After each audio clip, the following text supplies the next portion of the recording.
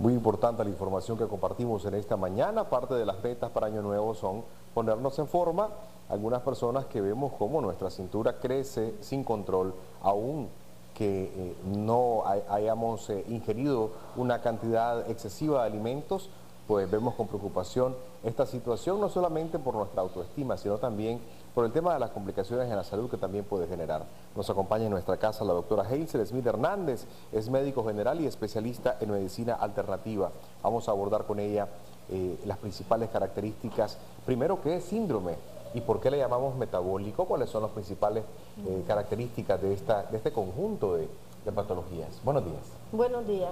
Agradeciéndole primeramente a Dios, ¿verdad?, por este día más de vida que nos concede y abordando un tema que acabamos de pasar las fiestas navideñas, hemos consumido un sinnúmero de carbohidratos, de grasas, de proteínas, grasas polisaturadas. Entonces lo importante de recalcar en este problema de salud, porque es un problema de salud pública y sobre todo en atención primaria en salud, como médico general, es diagnosticar bien lo que es el síndrome metabólico. Entonces vamos a definir qué es síndrome. Síndrome es el conjunto de signos y síntomas que presenta un paciente. Se llama metabólico porque hay alteraciones a nivel de lo que son las glándulas endocrinas y exocrinas, y hay alteraciones metabólicas. Entonces, como bien decía la cápsula informativa, el síndrome metabólico es aquel que el punto clave o el factor común es la obesidad. Entonces la obesidad me puede conllevar a desarrollar, cuando yo empecé a abordar este tema de síndrome metabólico, estábamos teniendo en cuenta solamente lo que era la hipertensión arterial, la intolerancia a la glucosa, la hiperlipidemia o dislipidemia, que es colesterol y triglicéridos altos en sangre, pero ahora también se viene introduciendo lo que es la hiperuricemia, que es el ácido úrico alterado en sangre, que generalmente pues antes no tenía mucha relevancia dentro de lo que era el síndrome metabólico, pero hemos visto que sí, hay muchos pacientes que están desarrollando también elevados niveles de ácido úrico en sangre. Aparte de eso también se pueden desarrollar, como bien decíamos anteriormente, las enfermedades cardiovasculares por una hipertensión arterial no tratada, puede producir cardiopatía. Preguntan vía mensaje de texto cómo saber cuando una obesidad es moderada o mórbida. ¿Cuál es ese nivel, esa escala de valores? Porque algunas veces, bueno, comparto también ese hecho, quizá no te ves tan gordo, pero subís a la balanza, a la pesa y la descontrolás. ¿Cómo empezar a evidenciar este problema? La OMS hizo una escala de índice de masa corporal para que el paciente pudiera, o nosotros como médicos, pudiéramos determinar si el peso del paciente en kilos sobre su estatura al cuadrado, porque generalmente, por ejemplo, si yo mido 1,55, o sea, 1,55 centímetros, yo debería de pesar 55 kilos. Generalmente hay personas que somos muy bajas y generalmente andamos ya con 60 kilos de peso. Entonces estamos hablando de un sobrepeso. Entonces, cuando nosotros hacemos esta transformación del peso sobre la estatura, llegamos a un valor, por ejemplo, se estipula que entre 18 a 25 estamos dentro de lo que es rango normal, ¿verdad? No, normopeso. Ya 29 estamos en sobrepeso y ya de 30 en adelante se puede hablar de obesidad grado 1, obesidad grado 2, la obesidad grado 3 y la obesidad mórbida, que es la obesidad 4, donde es a partir de que en el índice de masa corporal el resultado me dé 40. Entonces decimos que el paciente tiene una obesidad mórbida, ya la obesidad mórbida que el paciente que tiene que hacerse una cirugía bariátrica para poder mejorar su estado de salud, porque aquí lo importante, como decía, es cierto que la presentación es importante, pero los daños que me está ocasionando el consumo excesivo de grasas, de proteínas y de grasas saturadas que me conllevan a desarrollar la obesidad, me puede conllevar a tener riesgos de infartos al miocardio, aterosclerosis, problemas de hipertensión arterial. Por ejemplo, en la consulta yo he visto que llegan muchos pacientes que dicen que no son hipertensos y a la hora que le tomamos la presión, pues vemos que el paciente anda con hipertensión. Pregunta cuáles son las causas del síndrome metabólico. Una de las causas es el sedentarismo. Por ejemplo, el paciente que está comiendo, come mucho y no hace ejercicio, tiende a no quemar las calorías. O sea, todo lo que nosotros introducimos a nuestro cuerpo tenemos que quemarlo a través del ejercicio. Si el paciente es un paciente sedentario, entonces por lo general va a ir desarrollando la pancita. Entonces hay otra medida que es el volumen del diámetro de la cintura, que en las mujeres tiene que ser menor de 80 y en los hombres tiene que ser menor de 90. Entonces una buena sería ir midiéndose el diámetro abdominal para ver si va aumentando la cantidad de grasa abdominal. Digamos, en el caso de nosotras las mujeres, hacemos la forma de la pera, que es en las caderas donde se nos acumula la grasa. En el caso de los varones es en forma de manzana, porque es aquí a nivel del abdomen donde se acumula la grasa. Entonces vemos a aquellos pacientes que tienen aquella barriguita redondita, y entonces estos pacientes, hay algunos pacientes que no necesariamente desarrollan intolerancia a la glucosa o diabetes mellitus tipo 2, pero sí pueden ser pacientes que son hipertensos. Generalmente hay pacientes que saben que son hipertensos, que son diabéticos y no se están tomando el tratamiento porque dicen que están en negación. Hay pacientes que son hipertensos, que son diabéticos y sin embargo no se están tomando el medicamento. Entonces, ¿qué es lo que están ocasionando? Una descompensación en su organismo que posteriormente puede conllevar a un paro renal o a una enfermedad cardiovascular o a un accidente cerebrovascular. Preguntan, doctora, yo no entiendo qué tengo. Yo no como mucho y no como grasoso y me engordo demasiado. No sé qué tengo en mi cuerpo. Dice, yo hace 4 años pesaba 175 libras, actualmente peso 350 libras. ¿Qué puedo hacer, por favor?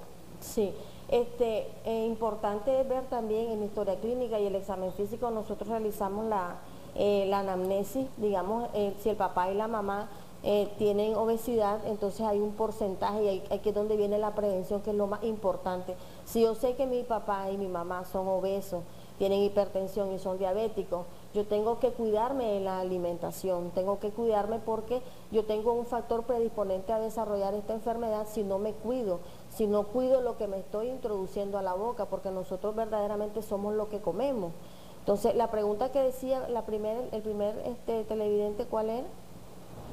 Bueno, estaba hablando de un incremento de... Hablamos entonces, cuando el paciente dice que no come mucho y que está aumentando de peso, yo lo que considero es que nosotros tenemos un órgano noble, que es el páncreas.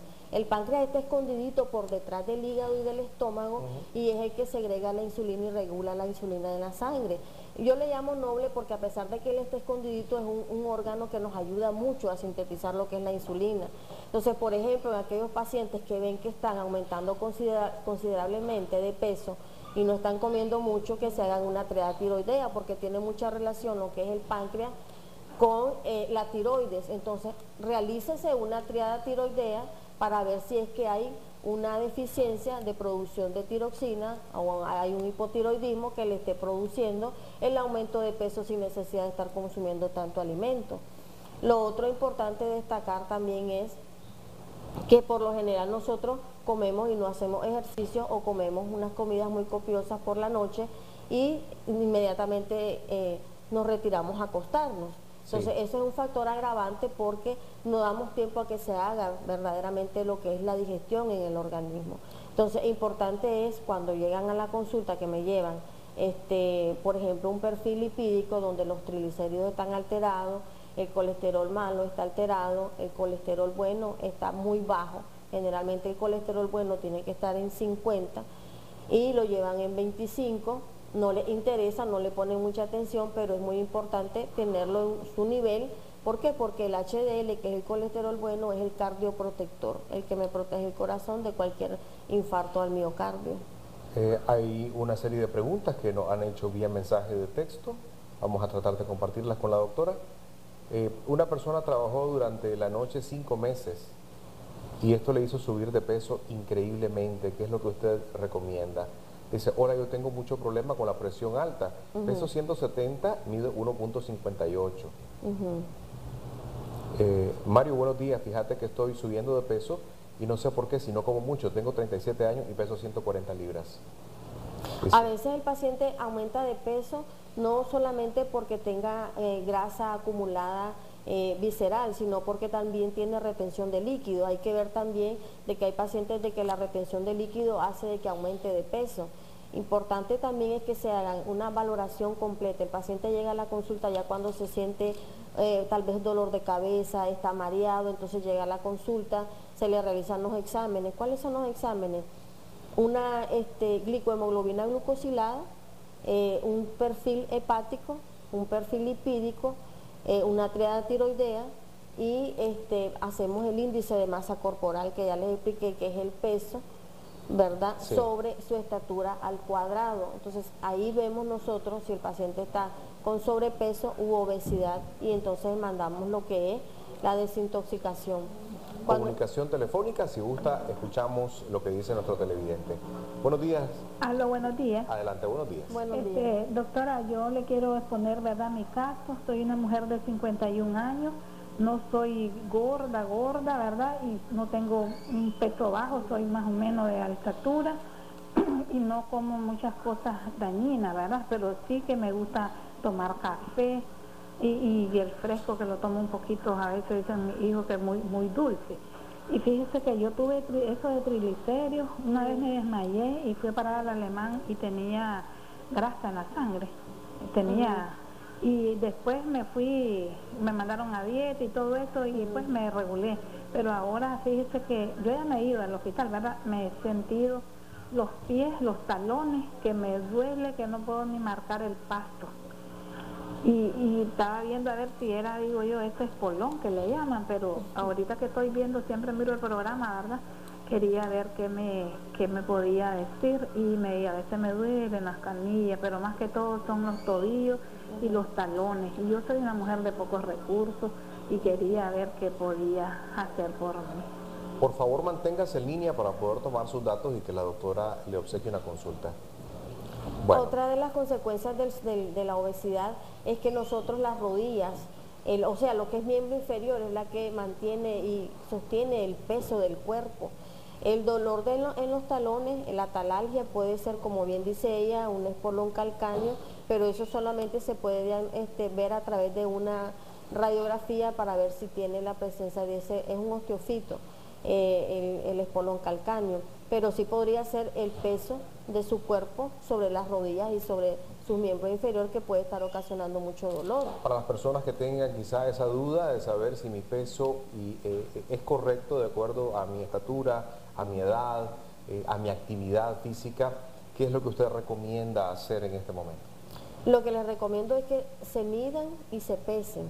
O sea, cuando nosotros hacemos la consulta, se hace siempre eso en el paciente, se le toma la presión arterial. Hay pacientes que son hipertensos y salen de su casa sin tomarse el medicamento y andan en la calle, se aumenta el calor y vemos muchos pacientes que se desmayan en la calle. ¿Por qué? Porque a veces andan el colesterol alto, los triglicéridos altos, la presión alta, no se toman el medicamento. Entonces la recomendación primero es: no salgan de su casa, si ya están diagnosticados con hipertensión y diabetes, no salgan de su casa sin tomarse el medicamento.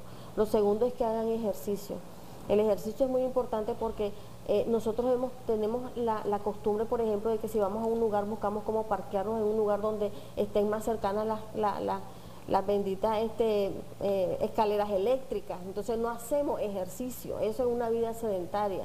¿Por qué? Porque si nosotros camináramos por lo menos 30 minutos, empezamos con 5 minutos, 10 minutos, 15 y vamos gradualmente aumentando la cantidad de ejercicio, podemos ir viendo el cambio en nuestro organismo. Porque mucha gente dice, es que yo tengo metabolismo lento. El metabolismo lento sí se puede presentar después de los 35 años. Y sin embargo hay muchachas muy jóvenes que hoy en día tienen obesidad. Vemos obesidad infantil ya en los niños, porque los niños están comiendo lo que les da su regalada gana, porque los padres no tienen esa forma de cómo manejar a un niño. Un niño no va a decir, yo voy a beberme una bebida carbonatada, voy a comer comida chatarra. La madre y los padres tenemos la obligación de enseñarles a nuestros hijos y con el ejemplo de comer sanamente, ¿verdad? Pero ahora vemos que son los hijos los que están dominando a los padres y son ellos los que están comiendo lo que quieren. Entonces estamos viendo mucho lo que es la obesidad infantil. Entonces hay que tener una relación bastante estable con los hijos en cuanto a lo que nosotros vamos a comer, de comer saludablemente, beber abundante agua, que no lo hacemos, que son por lo menos de 6 a 8 vasos de agua al día. y mejorar los hábitos de alimentación, que sobre todo es lo más importante, evitar la grasa, evitar los azúcares refinados, hacer ejercicio y tratar de conservar un peso adecuado según el tamaño de la persona.